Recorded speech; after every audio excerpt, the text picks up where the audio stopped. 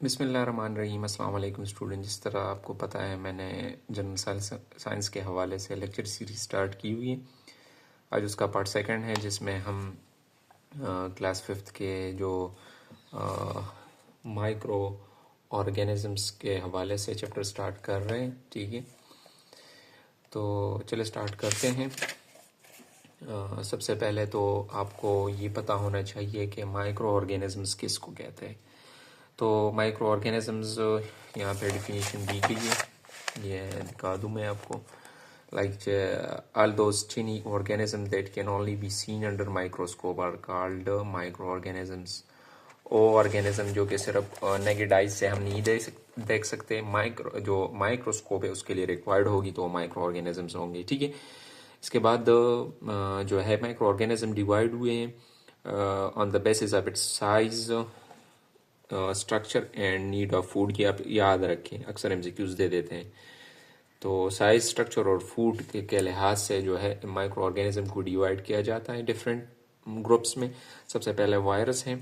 तो viruses are the tiny infectious particle, they are link between, ये living और non living के border line पर हैं। ठीक हो गया, क्योंकि विद जब ये बॉडी के अंदर नहीं होते तो बाहर ये प्रोडक्शन नहीं कर सकती। तो जो ऑर्गेनिज्म प्रोडक्शन नहीं कर सकती, रिप्रोड्यूस नहीं कर सकती, तो इसको हम लिविंग ऑर्गेनिजम्स तो नहीं कह सकते।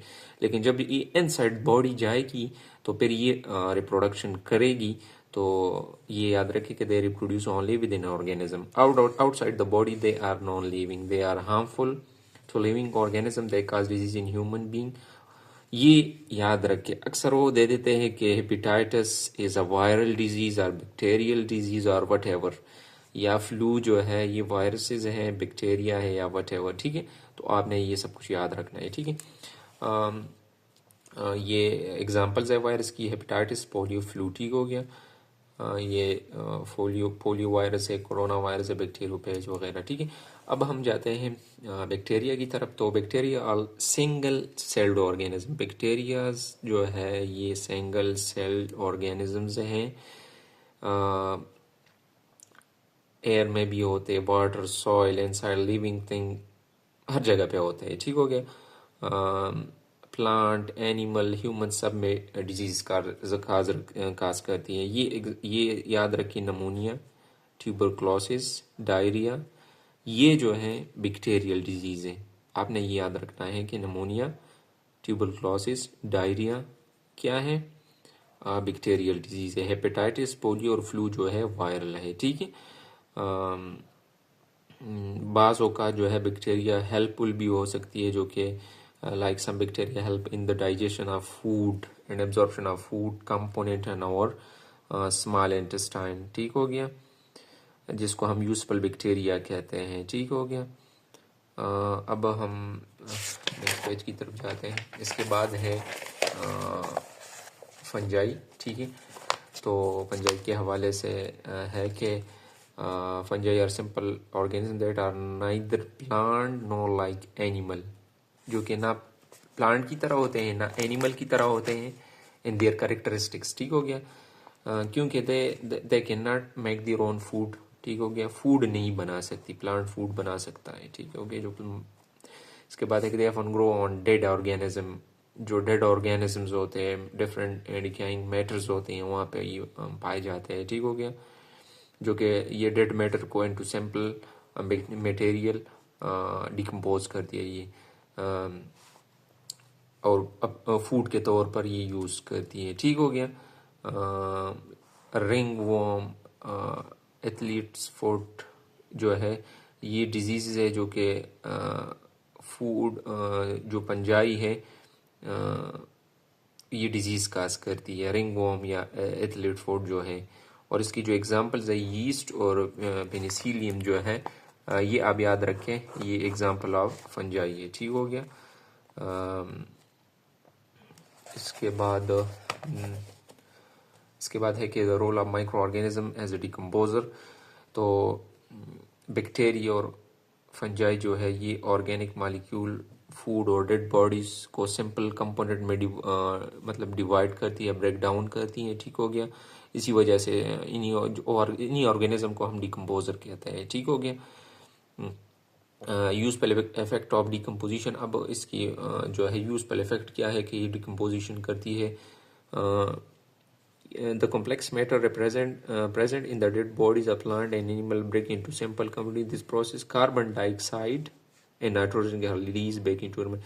ये आप याद रखें कि ड्यूरिंग डिकम्पोजिशन क्या होती हैं कि कार्बन डाइऑक्साइड और नाइट्रोजन गैस जो है बैक इनटू एनवायरनमेंट रिलीज होती हैं। ठीक हो गया। ये अक्सर दे देते हैं। और ये द प्रोड्यूसर यूज दिस, जो ये प्रोड्यूस कर रही है, लेट सपोज जो फंजाई ये माइक्रो ऑर्गेनिज्म जो कि ये डिकम्पोजिशन करती है, तो बैक ये कार्बन डाइऑक्साइड और नाइट्रोजन दोबारा वो अपने फूड के तौर पर ये यूज करती है। ठीक हो गया। तो ये इस तरह रिसाइकलिंग होती है। ठीक हो गया। इसके बाद है कि harmful effect of decomposition. Micro organism damage food and wood by the process of decomposition. Because of them milk is spoiled.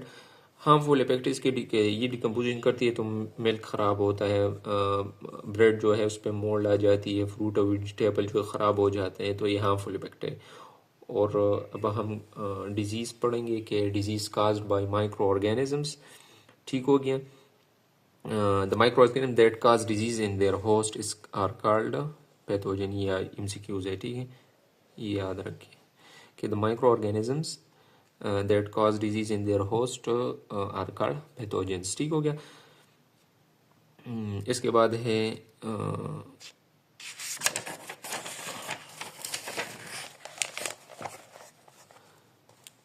ये आप याद रखें, ज़रूरी है, बहुत ज़्यादा ज़रूरी है। ठीक है।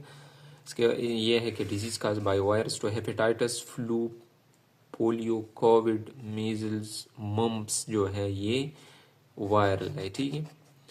बैक्टीरियल में नमूनिया है, टाइफाइड है, क्लोरा है, ट्यूबरकुलोसिस है।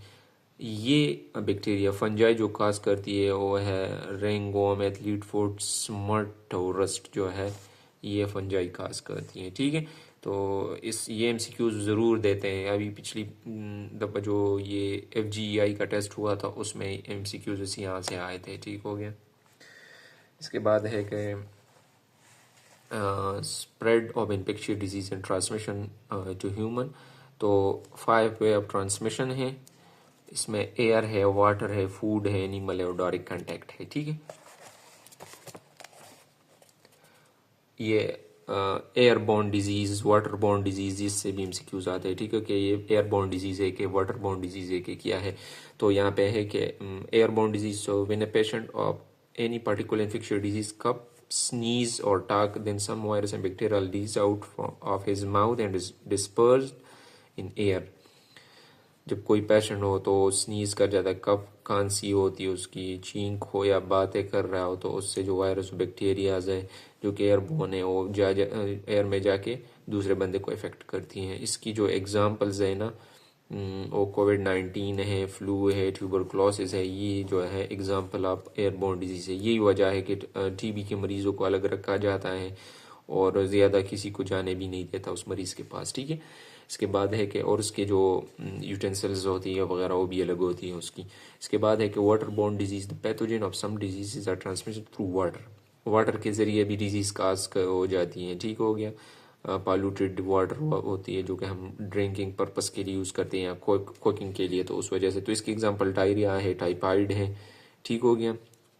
सम डिजीज ऑफ आई और स्किन भी है, लेकिन आपने ये दोनों याद रखने हैं कि डायरिया और टाइफाइड जो है ये वाटर बोर्न डिजीज है। ठीक है। इसके बाद फूड बोर्न डिजीज की तरफ हम आ जाए तो pathogen of some disease are present in contaminated food, जो कि फूड की वजह से जो डिजीज काज होती हैं। ठीक हो। इसकी एग्जांपल जो है ये क्लोरा जो है, हेपेटाइटिस और टाइफाइड जो है एग्जांपल ऑफ फूड बोर्न है। इसके बाद एनिमल बोर्न डिजीज है। तो डिफरेंट एनिमल्स है जो कि क्या खास कर डिजीज काज करती है जो कि पैथोजन को एक बंदे से दूसरे बंदे में ट्रांसमिट करती है। हम मॉस्किटो के एग्जांपल देख लें। लेट सपोज किसी बंदे को कोई मसला हो कोई, तो वहाँ पे वो बाइट कर जाता है, वहाँ से ब्लड निकाल लेता है, लेट्स सपोज मलेरिया है, किसी को डेंगू है, तो वहाँ से ब्लड निकाल के किसी दूसरे बंदे में जाके जब वो उसको बाइट करता है तो उससे वो जो पैथोजेंस है उस दूसरे बंदे में ट्रांसफ़र हो जाती है, तो इससे मलेरिया और डेंगू काज होती है। तो जो एनिमल बॉडी जिसमें मलेरिया और डेंगू हम एग्जाम्पल के तौर पर ले सकते हैं, ठीक है। डायरेक्ट कांटेक्ट की बात करें तो शेकिंग हैंड्स हो गए, टचिंग आर्टिकल हो गए, ठीक हो गया, जो भी है, या ये सारी जो है मतलब कि डायरेक्ट कांटेक्ट हो बंदों के दरमियान, तो उससे जो है ये डिजीज़ काज होती है। इसमें कोविड-19, फ्लू, हेपेटाइटिस जो है ये एग्जांपल आपसे डिजीज़ है, ठीक हो गया।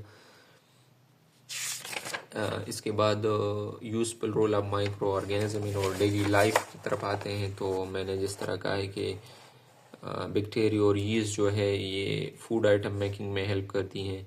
यीस्ट जो है ब्रेड में इस्तेमाल होता है, एंड चीज़ में भी, योगर्ट जो दही हम बनाते हैं तो उसमें भी बैक्टीरिया का बहुत ही ज़्यादा रोल है, ठीक हो गया।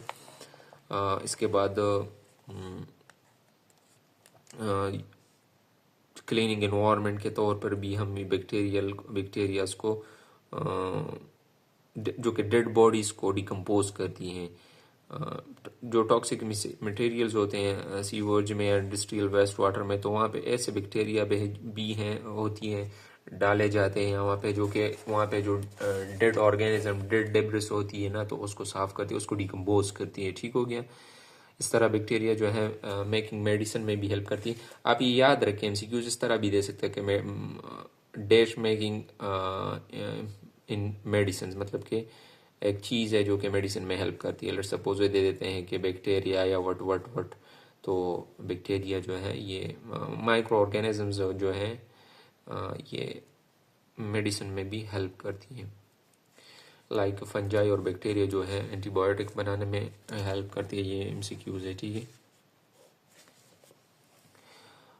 इसके बाद ये भी एमसीक्यूज है, पेनिसिलिन जो है फर्स्ट एंटीबायोटिक है, ठीक हो गया, और ये from A type of fungi है, फंजाई से डिराइव्ड है, जिसको हम पेनिसिलियम कहते हैं। मोस्ट इम्पॉर्टेंट है, ठीक है, ये भी याद रखें।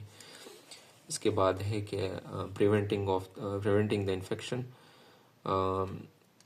wash hand before cooking and eating, avoid touching your eyes, get vaccinated, ठीक हो गया। stay at home in case of any sign and symptom, cover the wound immediately in case of any injury, ठीक हो गया।